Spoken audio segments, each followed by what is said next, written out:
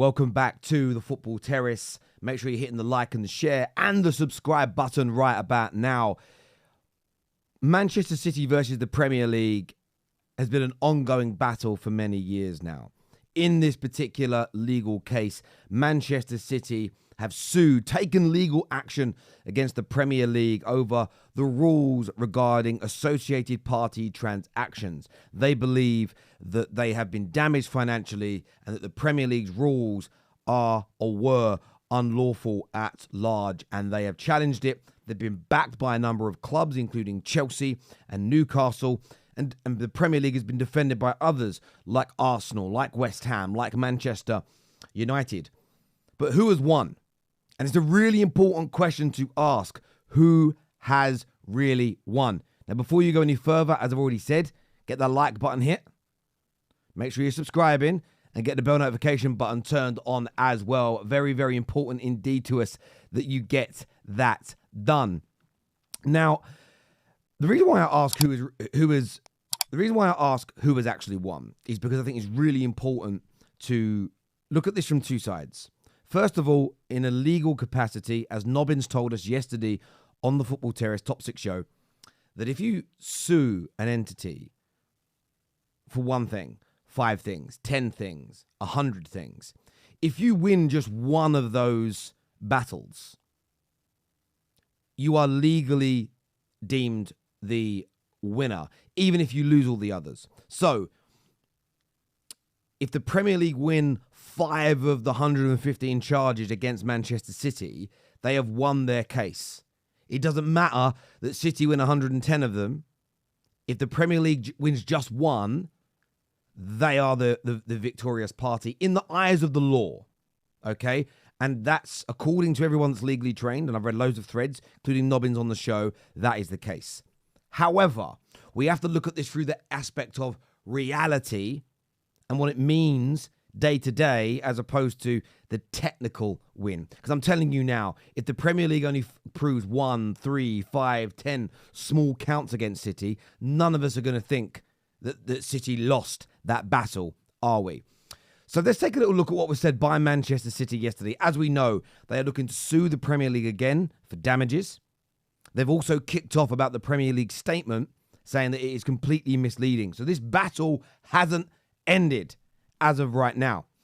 We saw what Man City said yesterday. The club has succeeded with its claim that the associated party transaction rules have been found to be unlawful, and the Premier League's decision on 2 separate Manchester City sponsorship transactions have been set aside. The tribunal found that both the original ATP rules and the current amended rules violate UK competition law and violate the requirements of the prudential fairness. The Premier League was found to have abused its dominant position. And that reads and is very, very damaging to the Premier League. What we know is that Manchester City are now expected to seek costs and damages from the Premier League, who are expected to have to amend or dump the associated party transaction rules entirely. Now, this is where it starts to get confusing for fans and annoying in many ways, because there is almost no suggestion at this particular juncture that the ATP rules are going to go, as if they've all been done. Because when you actually start to read the report, it's so funny that when you read it, the APT rules are found to be, for the most part, compatible with competition law. The award accepts that were obtained to profit and sustainability effectiveness, which seeks to promote financial stability and competitive balance. So, yes, elements of the laws, the rules have been found to be unlawful, but the ATP rules have been found by and large to be needed, required, and upstanding. So when I'm seeing journalists say it's all going to be torn down, which gives a suggestion that suddenly Newcastle could sponsor their grass £4 billion a year and spend whatever they want, there just doesn't seem to be any real credibility to this. You've also got to understand and look at some of the other elements that were thrown out. So the big claim of the tyranny of the majority argument did not fly. Also, Man City did not manage to convince the arbitrators that the ATP rules limit the ability of clubs to engage in, wait for it, it says, dynamic competition of the merits through excessive multi-club models. So a lot of the claims were dismissed, and I think this is important. And this isn't about did the Premier League win, did Manchester City win? It's about football by and large. There has to be controls over this. There has to be checks and balances. There has to be a seatbelt to, in some regards, protect football clubs from themselves. Now, City's owners, I don't think would plunge City into trouble. But just go through the skeletons of clubs. The clubs that are now in ruined or out of business, who have had very wealthy people, millionaires and billionaires come in, spend big, and then pull that money and leave the club in a destitute situation. You have to have these checks and these balances in place. So the question is, who won? Both parties can claim victory.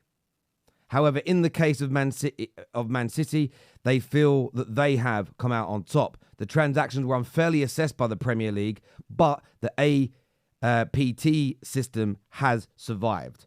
So I look at it this way personally. I think City have won some chunky elements of this case, and fair play to them. I think it's right that the Premier League is going to be called out for bad practices. The Premier League should be called out for not adhering to its own rules, and they need to be made fairer. And I've said all along, go back and look at my videos, whether it's about FFP, PSR,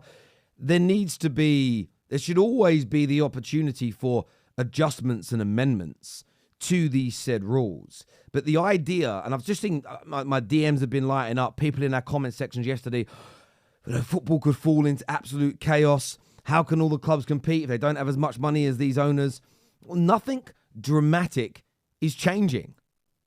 Not based on what I've read so far. Now, if that, and I'm going based on what I've read in the report and some very smart and some very smart and well-educated legal experts who have reviewed this in a very unbiased way. And even Stefan Borsum, who's a guy I follow and a guy I like, someone said, who kind of won? Did City smash them? And he said, not really. Not a complete victory for either. But some chunky wins for City in there. Overturning the whole regime was never likely. And it's important to understand this. And I get City fans are celebrating online. And yes, we won. We stuck it to the Premier League. And you won in some areas, there's no doubt. Technically, by the letter of the law, you won the case because you proved some of your arguments. But just remember, as City fans, I wouldn't die on that hill right now. If one, because based on your logic, if the Premier League proves one of its 115 charges against you, you will have to concede you lost the case and the cheats. I wouldn't do that. I wouldn't put myself in that position. What I do find interesting, though, look, City should also seek damages, by the way. I completely agree with that. If they've been misrepresented, if the Premier League has abused its position and it's cost them money, it's cost them sponsorship deals, they should seek the damages, 110%. I think that is more than fair. But I think they have got to look to draw a line under it. Will they do that, though, City, is another question. Because their general counsel, Simon Cliff, who, by the way, his name is all over those leaked emails, just if anyone wondering where they've seen his name before, it is remarkable that the Premier League is now seeking to involve the member clubs in a process to amend the APT rules at a time when it doesn't even know the status of those rules. Well, that seems to me like what Simon Cliff is kind of pushing out there is we need to get rid of these rules altogether. No, we don't. I think we have to have checks and balances, as we've already seen. It's been proven, again, by go and follow Jan's thread on this. The majority of the APT, the associated party transaction rules have been deemed to be within the letters of the law.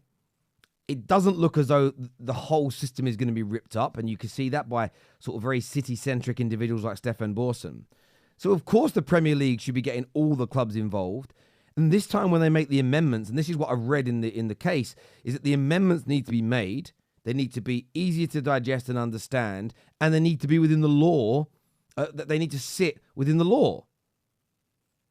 Once those amendments have been done, wouldn't you rather, this is my question to Simon Cliff, wouldn't you rather the Premier League clubs are involved Everybody has a full and frank understanding now. That way no one can break them in future and pretend they didn't understand it. Equally, the Premier League is going to want to get everybody involved so they can't be sued again. Because if everybody agrees to the amendments after this big court case and they all sign up to them and agree, then you can't cry foul in the future unless you believe the Premier League are acting outside those rules again. So for me, look, fair play to City for winning what they did. I've always said if they win these cases, if they win elements of them, I will stand by them. Absolutely right for calling the Premier League out for not following practice and protocol. Absolutely right for seeking damages because they have been cost financially. I think what they should now do, Man City, for the betterment of football is work alongside the other member clubs to adjust these rules, to get the unlawful areas to coincide with the rest of the law and the rules, which are all above board, so that clubs do have to behave in the right way. So there is fairness and competition can still be maintained in an integral way. But more importantly, we can wipe our mouths and move on and get to that next level. But if the stories are true that they are going to seek damages, they could take further legal action against the Premier League. When will this end? There is talk that Newcastle may now sue the Premier League also for damages in this regard. The question then is, when does this stop? There are some that believe, and this could be a massive conspiracy, this could kill English football. And if that is the case, even though you could be the victor, you may lose overall. Because if you kill the Premier League and you kill English football, why are you even bringing money in? What's the point of bringing money in? So I think we have to get to a point here. You know, if you take it to its nth degree, everybody keeps getting sued. Everybody keeps challenging the league. Eventually you end up with no league. Then great, you've got £600 billion you can spend on your squad. To play against whom? There will be no league.